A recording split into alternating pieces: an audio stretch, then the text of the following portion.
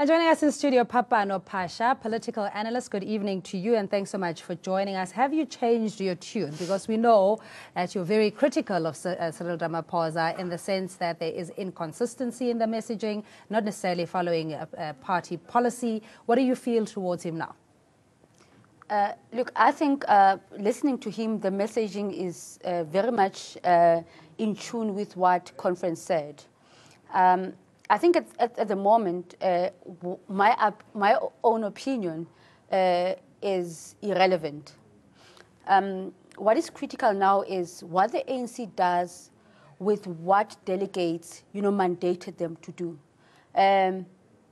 Listening to President Ramaphosa, what is critical now is to hold him accountable to some of the things that he has said.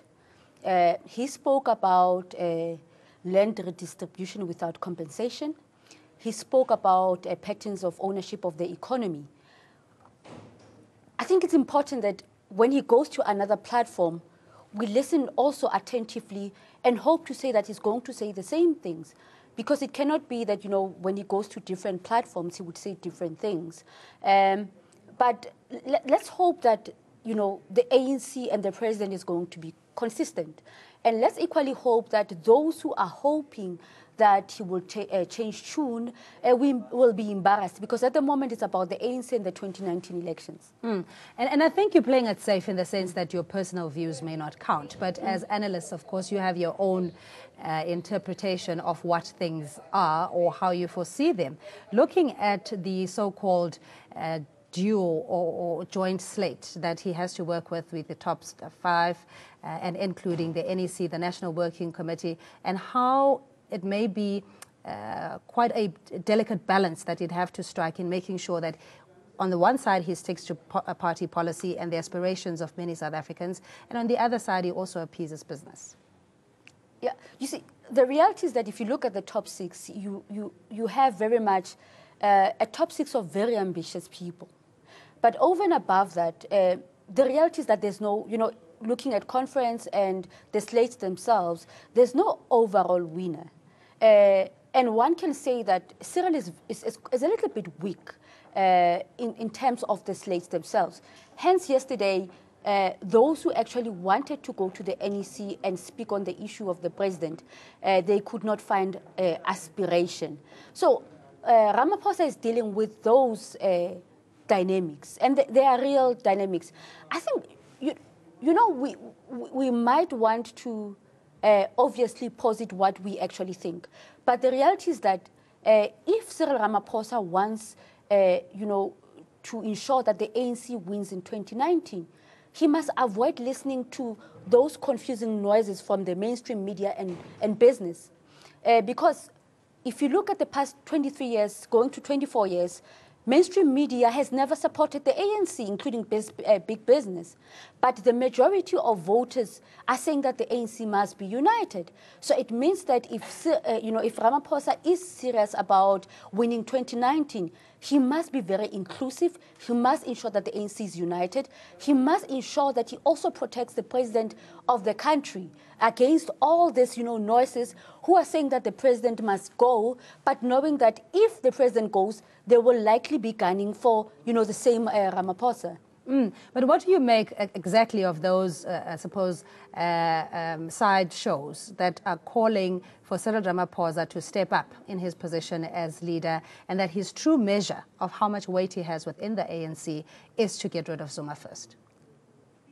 Look, again, history has shown that those who are saying that Ramaphosa, as you call it, must step up, have never supported the ANC. Who are they? There are people who, for the past years, have been saying that, or have been instigating a narrative that the ANC is corrupt, that the ANC has lost it.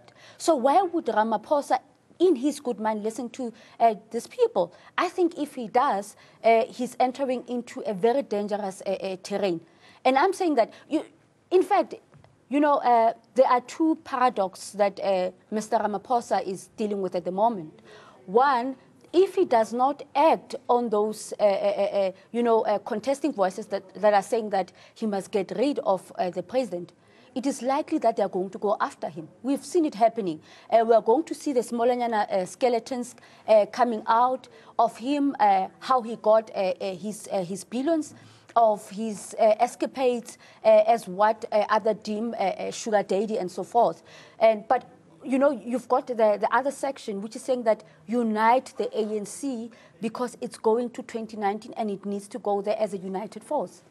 But united for who and whose benefit? In that the need to keep the organization 106-year glorious movement intact is united towards what? Are we looking at the year of Mandela, which would be centenary, as him as a figure of reconciliation, or him as a figure of the revolution, which is now calling for radical economic transformation?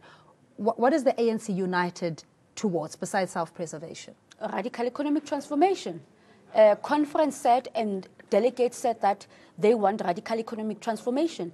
But also it's important, you know, Ramaphosa is not a revolutionary. That's one thing. He's a businessman. He's a capitalist. But he sits in a very uncomfortable space where, you know, Conference said that we want land expropriation. We want the nationalization of the Reserve Bank. We want free education. So he sits in that position where he has to ensure that implementation is done. Not only him, by the way, the entire NEC, including the NWC, which has to be nominated by the NEC, which is a body which has to ensure that all of these decisions are implemented. But he also sits in a space where he has to appease the business sector.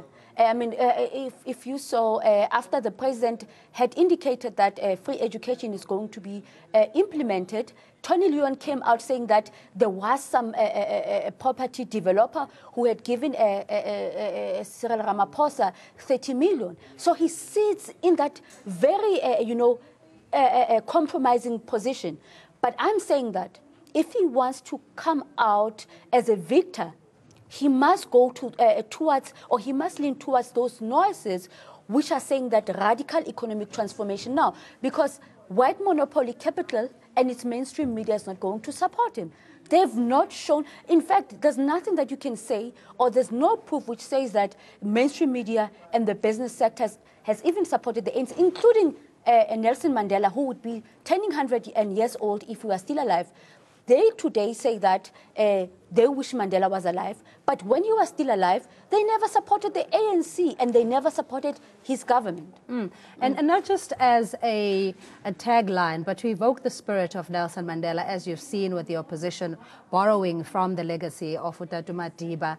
What does that mean for the ANC in an implementable, tangible way going forward? Look, I think the context of the Mandela legacy, it rings different bells to different generations. One might say that Mandela was a unifier, but to which end? We know that his legacy was also, you know, constructed in a manner where at the end of the day, it was mainly the black majority which did not benefit. The Rainbow Nation or aspects of a unified nation is a mere fallacy. The reality is that 24 years into democracy, or 23 years into democracy, black people are still sitting in degradation and squalor. The notion of a Mandela legacy mainly speaks to a white minority who have benefited. Hence today they can speak of Mandela. But what does it actually mean? Does it mean that South Africans must reconcile? Reconcile for what? In fact, we should actually ask, did they ever reconcile? Was there ever a point where, you know, South Africans had an opportunity to speak to each other about the, you know, socio-economic conditions of the country? It has never happened. So it's a fallacy. So it's important that the ANC actually unpacks this legacy of Mandela and what it actually means.